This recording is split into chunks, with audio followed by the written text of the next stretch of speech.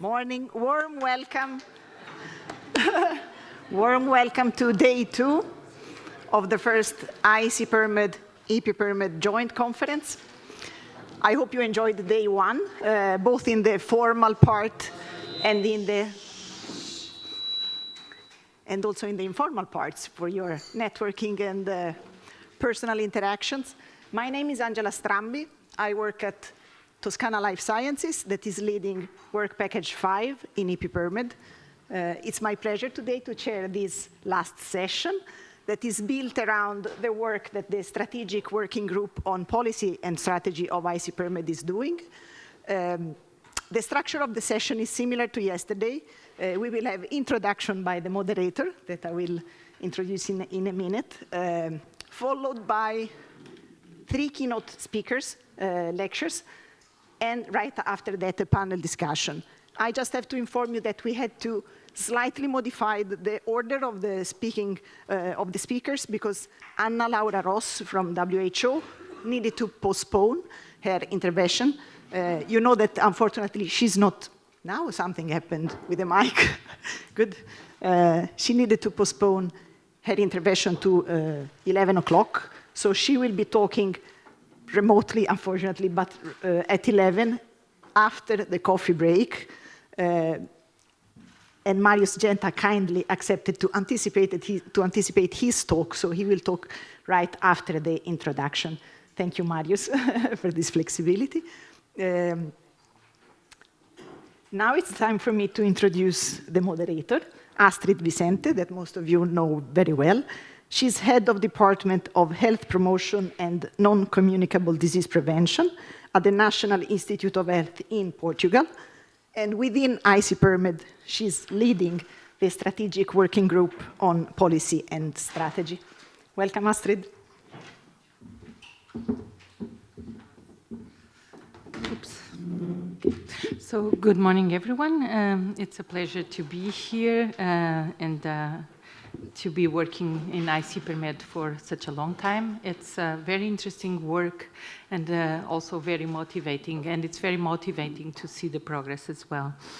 Thank you so much to everyone that has been supporting the working group on policy and strategy, particularly Angela. She's been doing a great job in helping us with this work. So maybe I can have the next slide. Good, thank you. So today I will present a little bit of what is being done by the Policy and Strategy Working Group, and so that you have an idea of what our goals are. So I think you've seen this slide quite a few times, and the point of showing you the slide is that ICPerMed has been for the 10 past years or since its launch working on policy and strategy. So developing strategic publications, action plans, vision papers, and very much promoting the exchange of best practices in terms of policies and activities that the countries are doing. So, of course, when we restructured upon the launch of ICPerMed, it made a lot of sense to have a working group, to keep having a working group on policy and strategy that actually put together many of the activities that were done by other working groups before. So we have a strategy arm and a policy arm. So in our strategy arm, our goal is to contribute to improve strategic planning in personalized medicine as such a rapidly evolving field. And what we can do, we cannot really implement anything, but we can look for the opportunities, assess the progress, and identify where the gaps are, look for opportunities, define priorities, and in general get out there recommendations for what strategy can be more aptly applied, and also develop recommendations for countries. In terms of policy, we also want to contribute to the implementation of policies for healthcare regarding personalized medicine. And here we think that it's really, really important that we keep close to us, policymakers, decision makers, and regulators. And I think they're not sufficiently close. So in terms of policy, that sometimes makes it difficult to really get on to implementation. And so we want to promote their involvement more, identify regulatory bottlenecks, identify the novel opportunities, and in general, share best practices among the countries. So that is one of the goals. And we know we have to work with ICPerMed, and in doing this in a more, we discussed this 2 days ago, in a more practical way, so that we are not doing double work. Instead, we're looking for the synergies. But today, so I wanted to talk to you about what we've been doing in the past month. We don't have a whole lot of resources, and I invite each one of you to join the policy and strategy working group so that we can actually do something that is meaningful. So we need, you know, your arms and your minds to help us get on with those ambitious goals that we had. And so the past months were really devoted to celebrating, in a way, the 10th anniversary of the European Council recommendations on personalized medicine for patients. And the way we wanted to celebrate this was through a reflection in which we could think about the progresses and celebrate these progresses, but also note where we still have barriers and how difficult it is to actually overcome some of these barriers, but also think about solutions and propose solutions. And also note the pressing challenges that they perhaps were not even covered 10 years ago, and we know that they exist nowadays. And in that sense, get personalized medicine to benefit the citizens and help contribute to preparing the future of ICPerMed, for instance, and the whole field. So looking at the Council recommendations, we broadly grouped them in these 7 topics on empowered citizens and patients, on educating and engaging health professionals, on optimizing healthcare systems, on making health information accessible and share it, on the economic value of personalized medicine interventions, on research and biobanking, and on the ethical and legal and social implications of personalized medicine. So what we did was, go to the field and ask the experts. And so we searched for the people who have been at least in the field of personalized medicine for at least 10 years. Many of them had been for a lot longer. Some of them actually contributed to these recommendations. And we interviewed 23 experts, and with a wide range of profiles, researchers, clinicians and other health professionals, policymakers, the infrastructure leaders, patient representatives, communicators, and others. We discussed within the working group what would be the concept, how we could do this. We got a defined protocol for the interviews, and we interviewed these 23 experts between April and August. And more recently, we went through the thematic content analysis, grouping the experts' opinions into main progresses, still challenging and novel directions for personalized medicine. So what you see here in orange, in the orange box, I put some of the recommendations. I cannot cover everything today, and this will be a flavor. And then in blue, the main themes that arise. So for instance, one of the main progresses in the past 10 years was clearly accessible health information. And this was due to the pan-European initiatives that have been ongoing. So chiefly among those, the experts referred to 1 Million Genomes Initiative, and also the European Health Data Space, of course. And also, there are many national programs on personalized medicine or on genomic medicine that are really key for the implementation of personalized medicine in healthcare, for research in the area, and also for defining data governance. And in this aspect, regulatory issues were very, very important. So specifically for data access. And we feel that the experts refer very much a gradual adaptation to the GDPR that not all researchers were very happy about at the outset, but now I think it's more understood, and of course European Health Data Space Regulation. And also what they referred is that the concept of fair data is now mainstream, so that's very important to sharing information. Another aspect connected to this are, of course, the ELSI questions.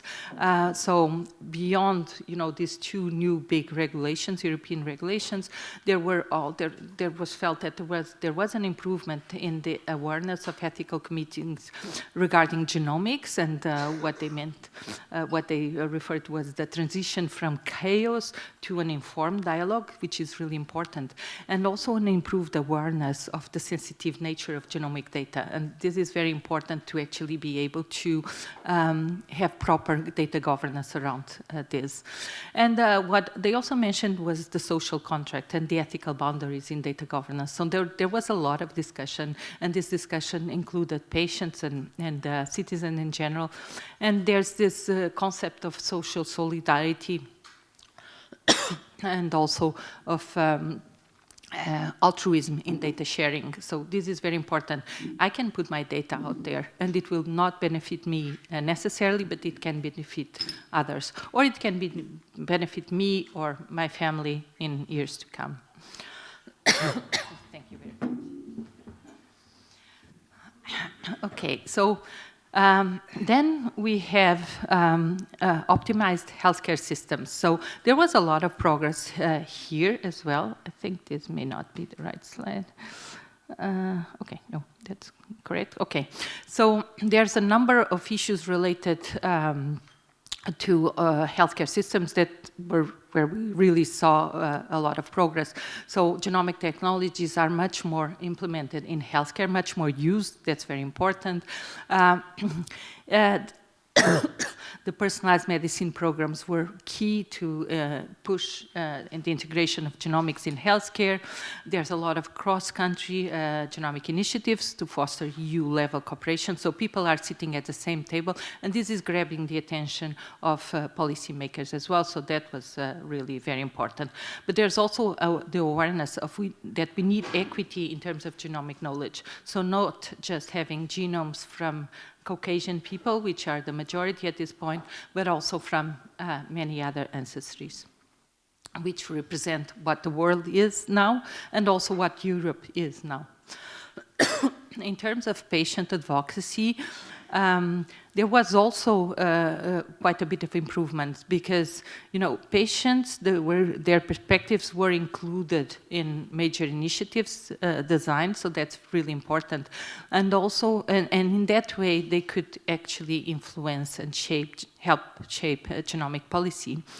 And also, there's many more patient and citizen groups, and these amplify their voices in terms of how they can influence research, how they can influence European dialogues, and how they can make their cause people aware of their causes.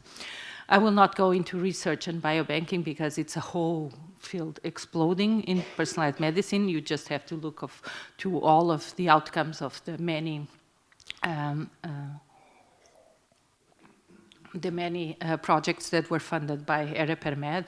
We heard that, I don't know, I heard hundreds and hundreds of publications. So this is very good. And definitely biobanks have a major role to play in research.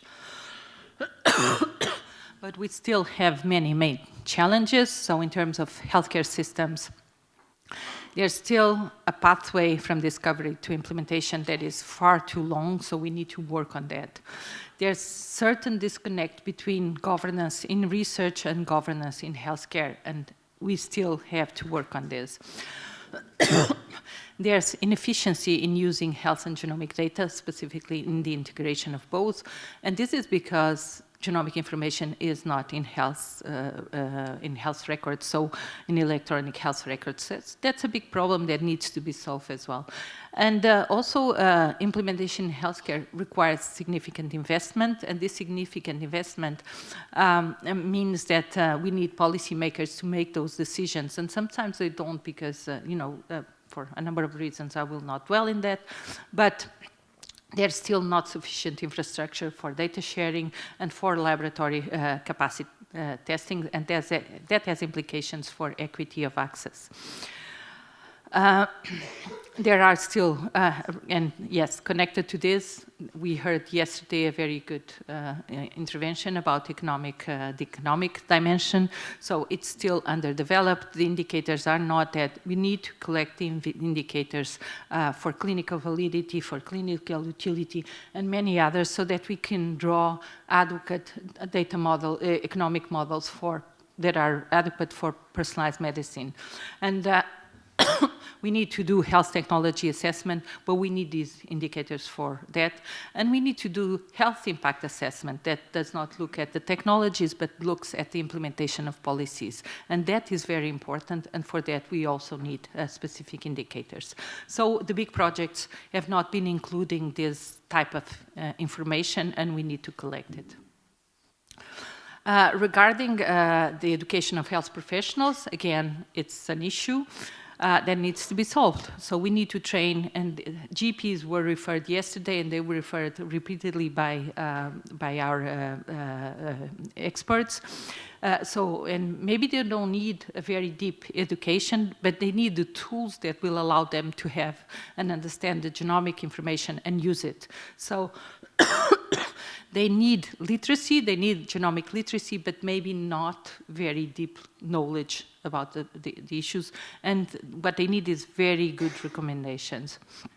And of course, for those that will actually work in genomics, we need more interdisciplinary programs so that people can apprehend the wide range of multidisciplinary that is required for personalized medicine.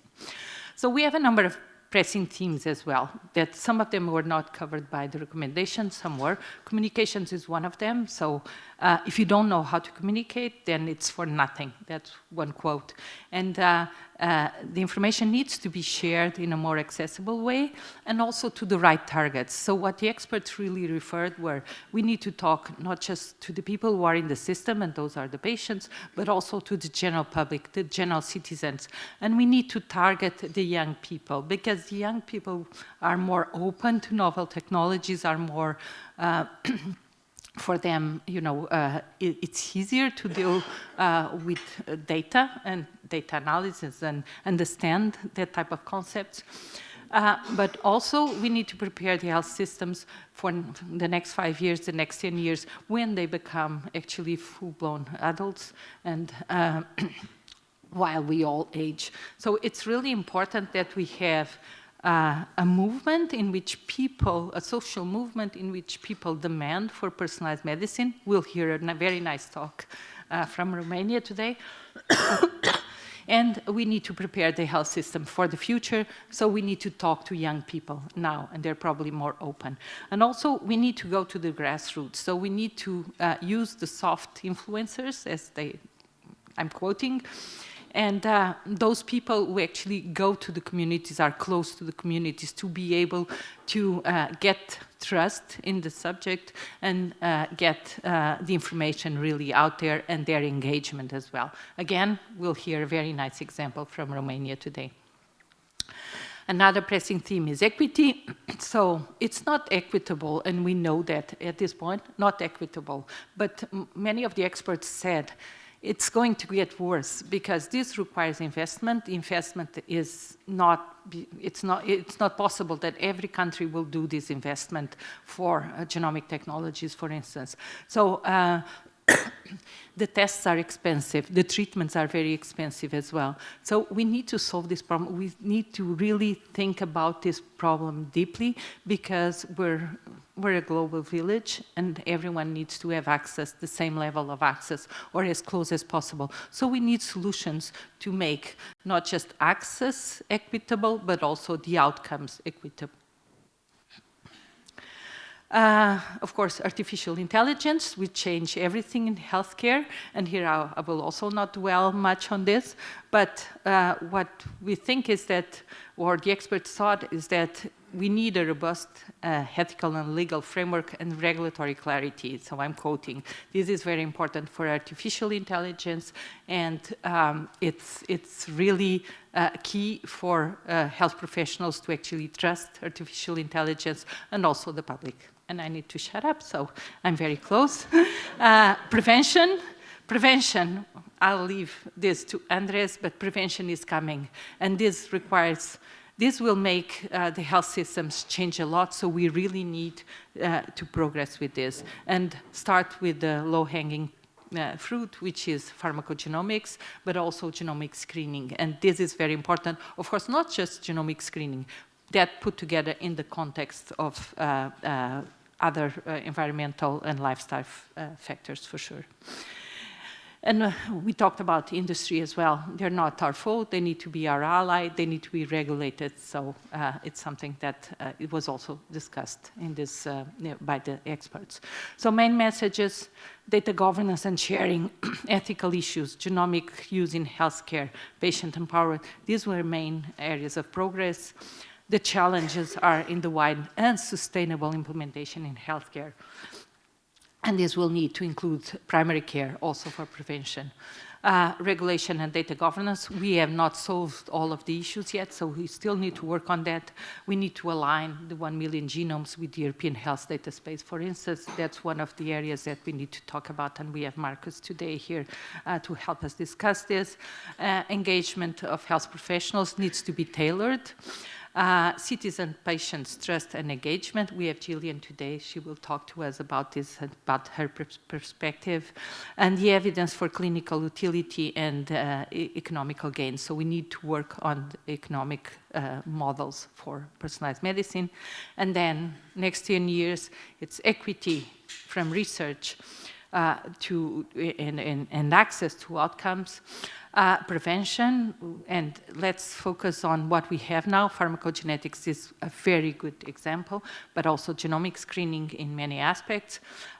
Clear communications to patients, to citizens, and to younger generations, and to policymakers. Let's not forget them.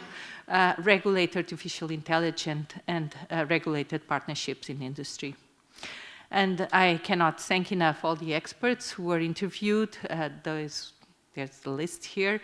We could have gone on interviewing many of you here, which I'm sorry we didn't, but we did not have more time and more capacity. Thank you, of course, to the working group who has helped define the concept, the interviewers who did a splendid job, and then my dream team at INSA who did the analysis, and mainly Juliana Brandão. She was instrumental. She worked so hard on this, but also Maria Luisa and Marta.